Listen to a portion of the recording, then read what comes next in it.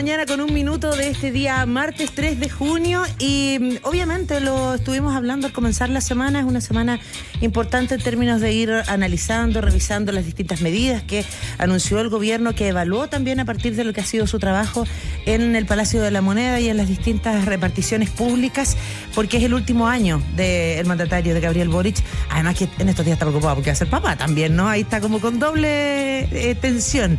Y queremos darle las gracias a la ministra vocera de Gobierno por estar con nosotros aquí en el estudio, además de ADN, la ministra Aysén Echeverry, para comentar todas estas cosas que se fueron anunciando, que se fueron de alguna manera también desmenuzando y harta cosa más. ¿Cómo está, ministra? Hola, ministra. ¿Cómo está? Buen día. Días. Muy bien, todavía con el entusiasmo de la cuenta pública. Son momentos tan bonitos de la democracia.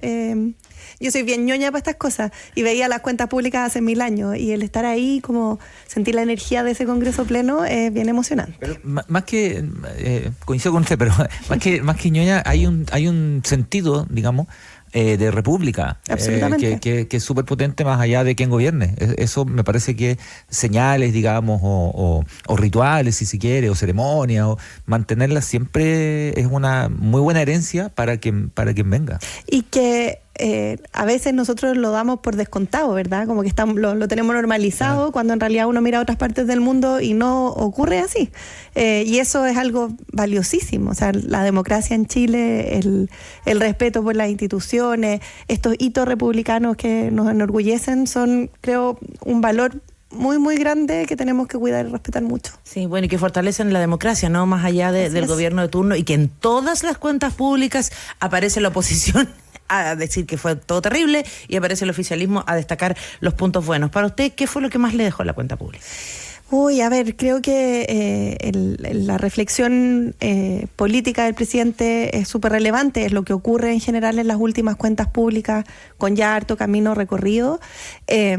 Sin duda, los avances basados en hechos, ¿verdad? Cifras que creo son relevantes porque dan cuenta de que ha sido posible avanzar en mejorar la calidad de vida de las personas, contrario a lo que en algún minuto muchos creyeron, ¿verdad?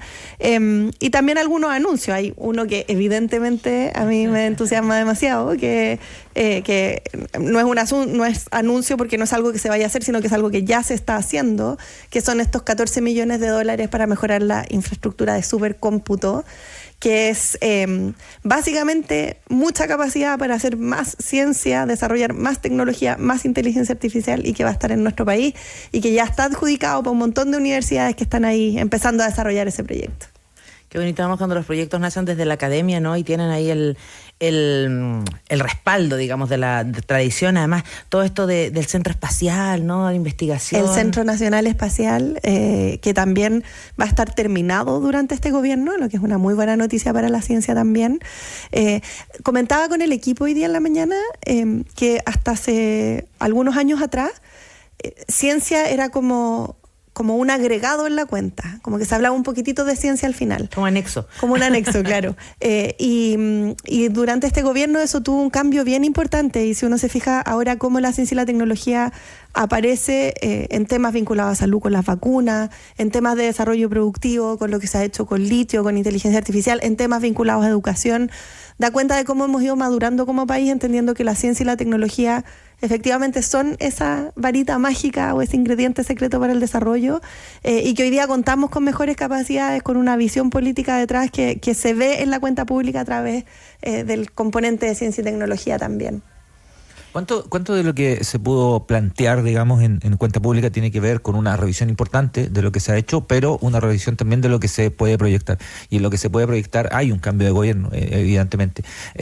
¿Cómo se arma todo esto pensando en las visiones de Estado que hemos conversado otras veces? ¿No? Lo mismo de la ciencia también, son visiones de Estado que vayan más allá de los gobiernos de turno. Así es, y que en algunos casos se hace concreto con proyectos específicos que se terminan en este gobierno, Supercómputo un ejemplo, o los 304 buses eléctricos que se van a adquirir, en fin, una serie de otras medidas que son concretas y que se implementan acá, pero también pensando en que esto es una aposta, así como tenemos estos actos republicanos democráticos, luego viene el cambio de mando, y hay discusiones que se inician en un gobierno y que se proyectan en la siguiente, y también tiene mucho de eso. Creo que los anuncios del metro, por ejemplo, son un ejemplo muy material de aquello. No hay ningún presidente que anuncie una línea del metro y la inaugure, porque no se puede, exactamente. Y sin embargo, a lo largo de los años hemos construido una red de metro que es bastante excepcional, y gobierno tras gobierno los presidentes lo toman y lo proyectan. Y en temas también que son un poco más peliagudos o que generan más debate, como es el caso del aborto, donde se plantea una discusión que tiene que darse en el contexto de la democracia, sabiendo que requiere de un tiempo de tramitación que probablemente supere los límites de este gobierno, pero que ello no impide que se invite a tener esa discusión. Y eso también es parte de ir construyendo democracia y avances que se suman unos sobre otros, como un Lego, ¿verdad? Ladrillo sobre ladrillo vamos construyendo. Y a lo mejor la cambio de tema, pero no creo que la cambie tanto. Estoy hablando de visiones de Estado, ¿no? También escuchamos respecto a las reacciones, ¿no?, post cuenta pública, la visión de Estado que haya respecto a la situación de Israel, ¿no? Como Estado. Y escuchaba gente de la oposición decir, sí, aquí hay una política de Estado, efectivamente con algunos matices probablemente. Pero es entrar de pronto en un terreno que es complejo, que genera, ¿no? Hay algún debate interno. ¿Confían en eso, precisamente, en que hay una política de Estado así como hubo, como una visión más o menos transversal?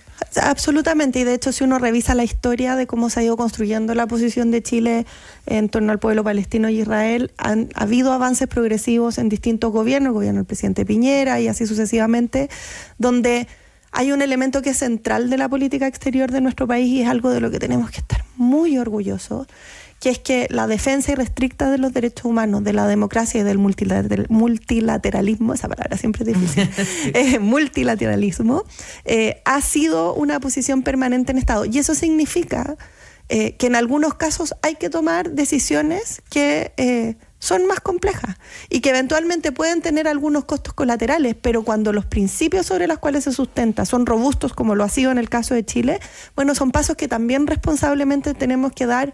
Y es como nuestro país es también respetado en el ámbito internacional. O sea, el respeto que Chile tiene en los foros multilaterales se explica también por la capacidad de a veces tomar decisiones que no son las más fáciles, pero que dan cuenta de una consistencia con los principios democráticos y de derechos humanos que ha estado siempre presente. Bueno, claramente ese fue uno de los puntos peliagudos, como dice usted, de la cuenta pública, pero hubo otros, y particularmente el tema de Punta Peuco, ministra, le ha hecho pasar malos ratos, me imagino, ¿no? ¿Hace cuánto que no la mandaban a callar? Creo que es primera vez que me pasa. ¿Y los papas?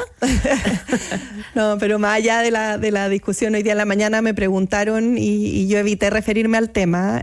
Sin embargo, la candidata ha perseverado en el tema, y ahí creo que es importante, sin entrar en la polémica, ¿verdad?, que no es la idea, también hacer un llamado al cuidado de las formas y al respeto, particularmente en la política. Los chilenos no nos quieren ver atrincherados peleando unos con otros, sino que tenemos que ser capaces de construir diálogo en base al respeto, de evitar las descalificaciones personales. Y yo entiendo que estando en campaña es necesario tener visibilidad, pero eso no justifica todo. Entonces, más que entrar en la polémica, yo sí creo que es importante hacer un llamado a respetar las formas y desde la política a dar un ejemplo también en el trato, en el respeto que es tan necesario y que debiese trascender, ¿verdad?, en todos los espacios de la sociedad. Y si no partimos por casa, que es la política, entonces le estamos haciendo un flaco favor al país. Es que aquí hay dos puntos igual, ministra. Por una parte, el hecho en sí, ¿no?, de los cambios, las modificaciones a Punta Peuco, que Evelyn Matei dijo en su momento era fácil de revertir en un eventual gobierno de ella. Y por otra parte, también las acusaciones que hacen de estar constantemente boicoteando la campaña que tiene la candidata de Chile Vamos, ¿no? Que es una acusación igual delicada y que va a estar probablemente muy presente en un año electoral. Por supuesto, y nos hemos referido a ese punto también en otras ocasiones. Parte de la función del gobierno, y en particular de la vocería, como he aprendido muy bien en estos meses, es no solo explicar las acciones del gobierno y los énfasis y las razones que hay detrás de las decisiones o de las políticas públicas, sino que también aclarar cuando hay información que es incompleta o desmentir cuando hay información que entra en contradicción con la evidencia. Y si eso es entendido como hacer campaña, bueno, yo creo que es un error, ¿verdad? Eso es parte de la función pública, es parte de la función del gobierno, es parte esencial de lo que es la vocería. Y respecto de si eso es o no es intervención en campañas o en política, miren, hay organismos que están encargados de velar por aquello que es la Contraloría, hay instructivos respecto de qué es y qué no es, y nosotros somos muy cuidadosos de respetarlo siempre. Por lo tanto, lo único que podemos decir es que efectivamente vamos a seguir explicando, vamos a seguir corrigiendo y complementando, porque es lo que nos toca hacer, es hacer bien el trabajo, y en eso sí que yo soy muy estricta. Ministra, pero le sorprendió. ¿Qué parte? La manera, la forma, el tono de parte de la candidata Matei. O sea, más que sorprenderme, creo que, insisto, tenemos que ser muy cuidadosos en la forma, sobre todo quienes tenemos y ocupamos espacios públicos y hay personas que nos escuchan, y donde vemos que el respeto como un valor es algo que no solo tenemos que resguardar, sino que en estos tiempos hay que promover. Y eso es lo responsable, es lo que creo la política tiene que hacer, y es la aproximación que desde la vocería hemos tenido siempre. Hacer los puntos, pero referirnos a los contenidos y hacerlo con respeto, y lo que llamamos a todos, a todos los actores políticos, es ojalá actuar de esa manera. Es la forma en cómo revalorizamos también esto que es tan necesario. Lo hablábamos al principio, que es la democracia, los actos republicanos, el diálogo político que nos permita avanzar. Ministra, pero más allá de los dichos de la candidata Evelyn Matei, que hoy día, como usted muy bien mencionaba, continuó en las redes sociales, dando cuenta que el presidente también había hecho callar a una trabajadora, una periodista, particularmente su equipo de comunicaciones. En el ADN hoy, Diego Paulsen, que hoy es generalísimo de la campaña de Evelyn Matei, dijo que tienen antecedentes de cuentas con redes sociales, ¿no?, que están hechas para atacar a Evelyn Matei y que están orquestadas por la Segegov. O sea, dice que tienen los antecedentes, que lo van a presentar, porque aquí estaría involucrada no solo la Segegov, sino que la Sexpress también. Bueno, insisto, hay que ser muy cuidadoso con las acusaciones que se hacen. Yo no tengo antecedentes en esa dirección. No hay acusación todavía. No hay acusación, no hay antecedentes presentados, no tenemos información de aquello. Sí quiero ser muy clara, que es que las comunicaciones que se hacen desde el gobierno, desde la Segegov, se hacen por cuentas institucionales. Las hago yo en mis vocerías y las voy a seguir haciendo, digamos. Y son posiciones conocidas en cuentas que son públicas, que hacemos un esfuerzo importante porque se basen lo más posible en evidencia, que en algunos casos son reflexiones políticas, como a propósito de Punta Peuco, y lo que significa respecto a la perspectiva de derechos humanos, que fue el comentario que hicimos ayer. En materia de derechos humanos hay una diferencia en donde se para la candidata y donde se ha parado el gobierno, y eso fue lo que se explicó ayer, pero siempre de manera abierta, transparente, de cara a la ciudadanía y por medios oficiales. Perfecto, sí, lo que ocurre ahí con Punta Peuco, que usted lo comentaba, ¿no? Se podrán tomar decisiones y qué sé yo, pero hay una visión, digamos. Han pasado 50 años del golpe y de pronto hay la misma candidata Matei, hace un tiempo hizo unas declaraciones muy desafortunadas al respecto. Hay una visión que es distinta. Porque una cosa es lo que uno puede hacer en términos de gendarmería con el recinto, ¿no? O sea, ocupemos el recinto y qué sé yo, y darle una vuelta. Y otra es la mirada que hay al respecto, ¿no? Absolutamente, y de eso se trata también lo que es la discusión política, y lo decía el presidente al final de su intervención en el Congreso, al final de la cuenta pública. No es igual quien encarna un gobierno, no es lo mismo, las decisiones son diferentes, y quien gobierna marca énfasis, establece prioridades, y en el caso de este gobierno, y con mucho orgullo, hemos logrado avanzar en pensiones, en derechos laborales, en materia de seguridad, con una visión desde lo institucional, desde construir, por ejemplo, el Ministerio de Seguridad, desde incorporar tecnología a las policías. Y esas cosas son también reflejo de una visión política que encarna quienes gobiernan. Y ahora que estamos entrando a una carrera presidencial, ¿verdad?, es importante para que la ciudadanía pueda tomar una decisión informada, que las distintas candidaturas expresen lo que es su visión política respecto de los temas, para que los ciudadanos podamos decidir libremente si es que queremos esa visión del mundo o la otra. Y es por eso que que vuelvo a la importancia de hablar de los contenidos, más que a las descalificaciones personales que en realidad no aportan mucho al debate. Claro. Ministra, para seguir avanzando con los temas peliagudos, pero solo para cerrar el punto anterior, ¿usted descarta entonces que existan estas cuentas orquestadas para ir en contra de la campaña de Evelyn Matei? Así es, y no tenemos ningún antecedente al respecto. Perfecto. Aborto. Aborto. Todo un tema, ¿no? En nuestro país también hay una mirada ahí que tiene mucho que ver con pararse en veredas distintas, ¿no? Pero otra cosa es abrirse al diálogo y la manera en que se dialoga, ¿no? Ayer en el Parlamento ya vimos algunos episodios bien particulares, por decirlo menos, ¿no? Y en medio, como usted dice, de un año presidencial donde va a haber muchas cosas ahí que se van a poner sobre la mesa para determinar quién sale. ¿Usted cree que va a avanzar? Nosotros esperamos que la discusión se dé. Y que podamos en esa discusión también incorporar miradas expertas. Hay una cifra que me dieron el otro día que habla de que al año hay 20.000 atenciones de salud por abortos clandestinos que se complican, ¿verdad? No tenemos la cifra de todos los que se hacen porque, bueno, son clandestinos, pero hay 20.000 casos que se complican. Y eso, o sea, si eso no es un problema de salud pública, si eso no es un problema en la salud sexual y reproductiva de las mujeres, entonces ¿qué lo es, verdad? Y si no podemos tener un debate respecto de cómo abordamos esos casos como sociedad y nos aseguramos de que exista no solo la no criminalización, ¿verdad?, sino que la adecuada atención de salud, el adecuado acompañamiento en los casos, entonces le estamos fallando a un grupo importante de la población.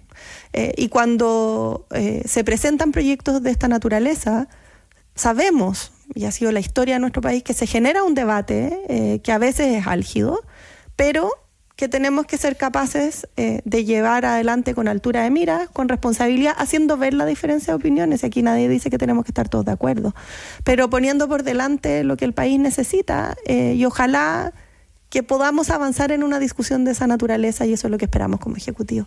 Sabiendo, como bien dice usted, ¿no? Y parte de gobernar, imagino que es eso, que es instalar de pronto conversaciones que son incómodas. Así es. Y que en algún momento, así como otras, en algún momento parecían una muy incómoda y la sociedad además se instala desde otro lugar. Así es. Dicho eso, ¿cree que estamos en esa discusión algo atrasados en esa conversación?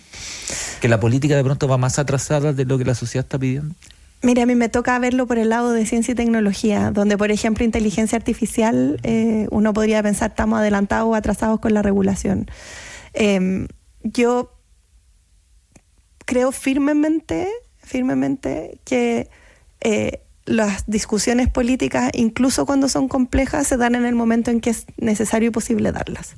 Y en el caso de aborto, era necesario resolver muchos aspectos del reglamento de la ley de aborto en 3 causales, que era un pendiente, antes de poder dar esta discusión, y eso era lo responsable de hacer, no adelantarse, sino que cerrar ese proceso para empezar el siguiente. Y eso es lo que hemos hecho como Ejecutivo. Y vuelvo a lo de tecnología. En tecnología también hemos hecho apuestas por adelantarnos un poco, lo estamos haciendo en inteligencia artificial, y yo, que soy así eternamente optimista, en esas discusiones también veo a parlamentarios de distintos sectores, incluidos algunos parlamentarios de la derecha, que están disponibles a tener ese debate democrático. Lo vimos el domingo en el Congreso. Hay parlamentarios, hay sectores de la derecha que creen en la democracia, que se quedan en la sala y que escuchan, otros se paran y se van y no quieren tener la discusión. O sea, también eso es parte de lo que hoy día está en el entorno, y en ese contexto yo soy una convencida de que esta discusión en particular, la del aborto, se da en el momento en que tiene que darse, donde hay una discusión social que ha avanzado y que la política tiene que poder reflejar también en las decisiones que toma. Ministra, y a propósito de ciencia, tecnología, debates y conversaciones, también hay un tema con los científicos de nuestro país a propósito de la instalación de los centros de investigación en el norte, la contaminación lumínica y toda una campaña al respecto. Ustedes me imagino que ya están sentados conversando con el Ministerio del Medio Ambiente, ¿no?, y con las distintas entidades. Estamos hace ya meses trabajando con las distintas partes también para entender en profundidad cuáles son los desafíos, en un esfuerzo que estamos haciendo como gobierno, porque ambas actividades puedan convivir, en el fondo la actividad industrial, en este caso hidrógeno verde, que es el caso que ha generado la discusión, que es muy importante para el proceso de descarbonización, que es importante para nuestra economía, y por el otro lado la astronomía, ¿verdad? Y en ese balance adecuado que tienen que existir las dos, no solo hemos tenido conversaciones, sino que ya hay un comité experto en astronomía en el Ministerio de Ciencia que está mirando cómo mejorar las zonas que requieren de una protección lumínica mayor, y es un trabajo que ya se inició hace un par de semanas, meses diría yo ya, y que esperamos tenga resultados a fines del primer semestre. Además de eso, los acuerdos que tenemos con la ESO tienen distintas instancias de discusión que se han estado revisando para actualizar y que puedan ser los espacios donde discutimos, pero en un desafío que evidentemente no es fácil y que es un desafío que tenemos que saber abordar, de nuevo, desde la evidencia y desde la ciencia. ¿Están los científicos sentados en la mesa? Hay científicos sentados en la mesa, sí. Como en todas las comisiones expertas que tenemos en el Ministerio de Ciencia, son compuestas esencialmente por miembros de la comunidad científica. Qué bueno eso. Otro tema, ministra. Las licencias. Las licencias. Hablando de momentos difíciles para el gobierno, este sí que se vuelve un punto álgido cuando la cuñada del presidente de la República tiene que renunciar precisamente por el mal uso de una licencia médica. Así es.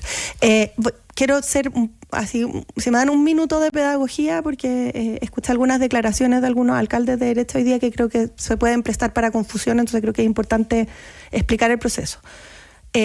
La responsabilidad administrativa, que es la forma en cómo se hace valer la responsabilidad de los funcionarios que cometen una falta, está muy regulado. Hay ley específica, el estatuto administrativo, etc.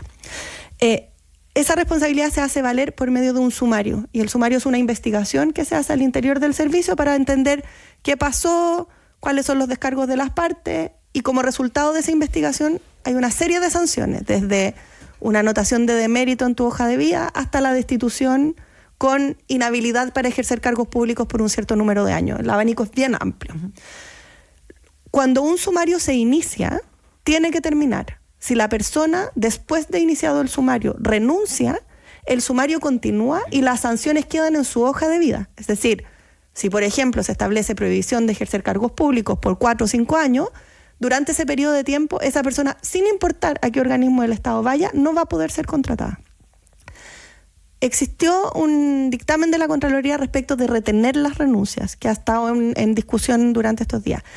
La retención de la renuncia, que puede ser hasta por 30 días, es para dar tiempo de iniciar los sumarios, precisamente para que las personas no renuncien antes de que venga el sumario y por lo tanto el sumario no se haga. Claro, porque de hecho esa era la crítica, ¿no? Que había como una cantidad de renuncias importante porque se querían asegurar poder seguir trabajando en el sistema público. Y por eso el Ministerio de Hacienda fue explícito en decir que los sumarios tenían que iniciarse en 72 horas y las personas que han renunciado con un sumario ya instruido y por lo tanto esas investigaciones van a continuar, y si es que hay infracciones, esas infracciones se van a hacer valer y van a quedar en esas hojas de vida igual como si fueran funcionarios. Y ese es el caso que tenemos en la Secretaría General de Gobierno también. Pero es un caso especial al tratarse de la familia del presidente, ¿no? Sí, no. Sí, porque genera esta discusión pública, y no porque el presidente ha sido muy claro en absolutamente todos los casos, no solo en este, que es que la línea de gobierno es una y la regla se aplica de manera igual para todos sin importar quiénes sean, ¿verdad? Si es que son autoridades o no, o de quién sean parientes o no, o qué cargo hayan ejercido antes o no. Y esa línea es la de instruir sumario, hacer las investigaciones, aplicar las sanciones, y en ese sentido, nosotros desde la Secretaría General de Gobierno aplicamos esa regla respecto de esta funcionaria, así como de los otros 13 casos que tenemos que están siendo investigados. Ahora, como tema, ¿no? Más allá de los casos puntuales, el tema de las licencias médicas y todo este escándalo que se ha armado que existe, por supuesto, ¿no? Con funcionarios públicos que seguramente se arrastra desde hace mucho tiempo, ¿no? Desde hace mucho tiempo. ¿Cómo lo toman desde el gobierno con algo que es súper importante? Porque las licencias son un derecho, ¿no? Son un derecho que adquieren los trabajadores, las trabajadoras, que soy de los que creen que la mayoría los ocupan bien, ¿no? Pero claro, cuando se dañan de pronto los sistemas, hay un asunto reputacional que es muy complicado, ¿no? Entonces habla como uno tuviera una licencia y como que le va a dar susto, ¿no? No sé, ¿cómo lo miran desde esa óptica, desde esa perspectiva, cuando son además funcionarios públicos que algunos deben llevar un montón de años, ¿no? Y efectivamente, o sea, las licencias son un derecho muy importante, y todo esto que se está haciendo, no solo con los sumarios ahora, sino que las distintas leyes y medidas que se venían tomando ya hace tiempo atrás, por esto que, como usted bien dice, es un problema que existe hace muchos años, apuntan también a que aquí los principales perjudicados, no sé si los principales, pero uno de los perjudicados son los propios funcionarios públicos que no abusan de las licencias. Claro, todo el rato, porque claro. Funcionario que abusa, hay otros 2 que tienen que hacerse cargo de esa pega. Yo misma he sido funcionaria pública muchos años, conozco cómo se siente con la recarga laboral que existe, y por lo tanto hay que ser muy cuidadoso en cómo esto se aborda. Por un lado, denunciar, ¿verdad?, lo inaceptable que esto es, hacer las investigaciones siguiendo el debido proceso, y por eso son importantes los sumarios, porque aquí no pueden pagar justos por pecadores, ¿verdad?, y es necesario entender cada una de las circunstancias, y respecto de cada caso aplicar las sanciones, y en los casos en que hay abuso, aplicar las máximas sanciones para hacerse cargo de esa situación en específico, pero también para dar una señal a los funcionarios públicos y a la ciudadanía en general de que estas situaciones no pueden ocurrir, porque aquí también hay un elemento de control social que es muy importante, y por eso la discusión pública es relevante, y por eso yo quería partir haciendo la explicación que en esta materia hay que ser muy riguroso para que se entienda por qué son los procesos y qué significa, y quiero volver a repetirlo. Iniciado el sumario, si una persona renuncia, no se exime de la responsabilidad, no hay impunidad, el proceso sigue y eso queda para siempre en su hoja de vida.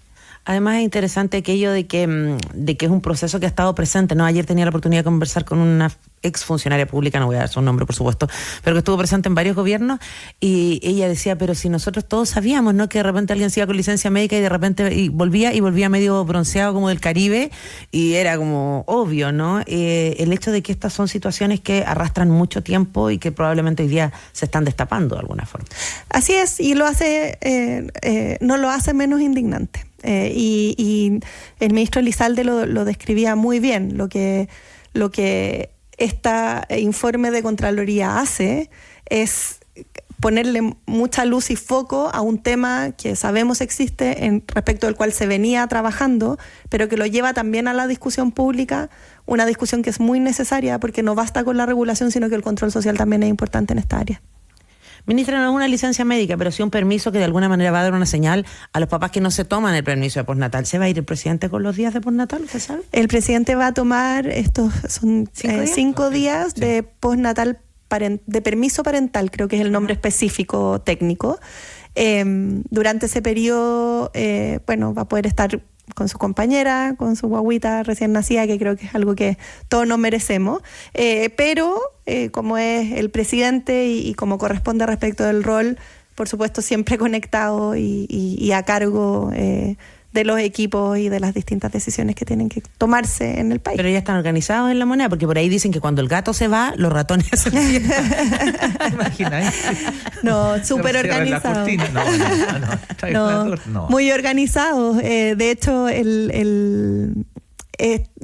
hay un equipo que está permanentemente trabajando, donde el mismo comité político, que somos varios, estamos en total coordinación y trabajando de manera muy armónica en estos 10 meses que quedan.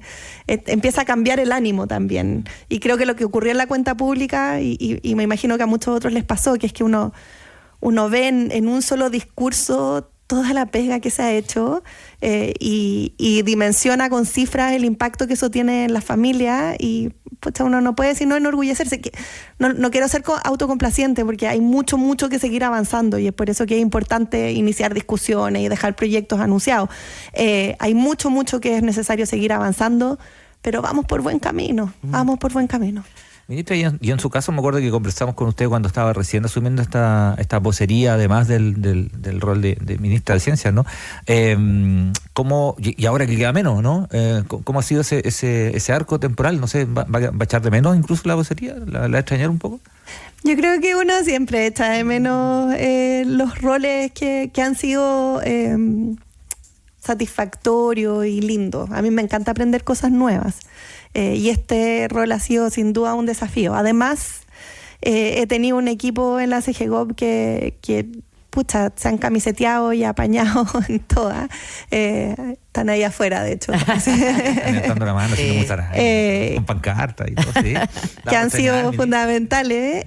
Y un equipo de ciencia. No se vaya. Y un equipo de ciencia que también ha sobrellevado esta carga extra. Y creo que para todos, y en algún minuto me imagino que haremos la reflexión, es un aprendizaje también, porque no habíamos tenido nunca en la historia un caso como este. Y el que, en este caso, 2 equipos, el equipo de la ministra Vallejo y mi equipo de ciencia, yo soy la cara más visible de aquello, pero que hay muchas personas atrás, hayan tomado el desafío, le hayan puesto el cariño, las horas extra de pega, estén ahí al pie del cañón para apoyar y que este proceso haya sido conducido de buena manera, creo que es algo muy valioso. Y yo al menos, por supuesto que voy a echar de menos, pero también por supuesto que voy a estar contenta de volver a ciencia, y por supuesto que siempre va a quedar un pedacito de la vocería en mi corazón. Ministra, ¿y ya hay cierre del proceso de su subrogancia con vocería? ¿Ya se sabe hasta cuándo trabaja y cuándo llega la ministra Vallejo, por tanto? Queda menos, todavía no hay una fecha específica, pero un mes y medio más ya deberíamos volver a tener a la ministra Vallejo aquí vocereando. Y pensando también en lo que queda ya para terminar el gobierno, ¿no? Hay algunos puntos que también a partir de la cuenta pública algunos dicen, bueno, todavía estamos en deuda con cultura, por ejemplo, si bien hay grandes avances en transporte, por ejemplo, también, todavía algunas cosas faltan en salud. ¿Cuál diría usted que van a ser esos puntos de prioridad para el segundo semestre y fin del gobierno? Bueno, sí, y parte de lo que planteó el presidente en la cuenta también. Hay algunos proyectos legislativos que son relevantes en materia de seguridad, en materia de permisos sectoriales, a la cuna es otro ejemplo. De hecho, hoy en la tarde habrá una reunión, un comité político extendido con los jefes de partido y jefes de bancada, y el comité político y el presidente, precisamente para discutir como sector cómo se impulsan y cuál es la estrategia para estas iniciativas en lo que queda gobierno. Temas que son más bien de gestión, como es el concluir la implementación de la reforma de pensiones, que es fundamental. Se crea nueva institucionalidad, los beneficios empiezan a correr a partir de septiembre y ese trabajo tiene que quedar muy bien como cuajado, ¿verdad? Y eso sin duda es una prioridad. Pero también materias del día a día, o sea, en el propio Ciencia tenemos un proyecto de ley de IA que tiene que avanzar, seguimos viendo cómo capacitamos a más funcionarios públicos, pero también en las universidades en esta materia, es decir, el gobierno sigue andando responsablemente hasta el último día para poder entregarle al siguiente un Estado mejor, un país que esté en mejores condiciones y que pueda seguir avanzando, si finalmente de eso se trata. Bueno, hay algunos ya después de la cuenta pública que proyectan Boric 2030. ¿Usted pretende seguir en la carrera política, seguir vinculada, no sé, a lo mejor puede llegar al Congreso o volver a ser ministra? Yo creo que con 2 ministerios hay poco tiempo para esa reflexión. Es una que estoy postergando para después de marzo, por ahora enfocada en la tarea, y ya habrá tiempo para poder pensar en eso. Bueno, ministra Aysén Echeverri, vocera subrogante de gobierno, ya dijo le queda poquito, pero ministra de Ciencia y Tecnología, ahí va a volver pronto también a tiempo completo. Queremos agradecerle por haber estado con nosotros. Muchas gracias a ustedes por la conversación. Que estén muy bien. ¿Ya le tiene regalo a la guaguita, no a la Violeta? Chuta, no todavía. ¿Alguna recomendación? Tienen que ponerse de acuerdo ahí entre medio con los ministros, pues no le vayan a regalar lo mismo. Muchos pañales. Un tirichito ahí medio rockero o de la Católica. El disco de las últimas composiciones de la Violeta Parra. Yo no podría regalar algo de la Católica, yo soy demasiado colocolina. No, pero si no posté. Oye, pero le está pasando la mala en Colo-Colo. No hablemos de temas difíciles, por favor. Notable música rockera de guaguas, así como. ¿Verdad? Sí. Sí, ahí está. Creamos todos. Sí, no, creamos todos los chicos con eso. Exacto. Le tengo el dato, ministra, una buena tenda. Muchas gracias, ministra. Que estén muy bien.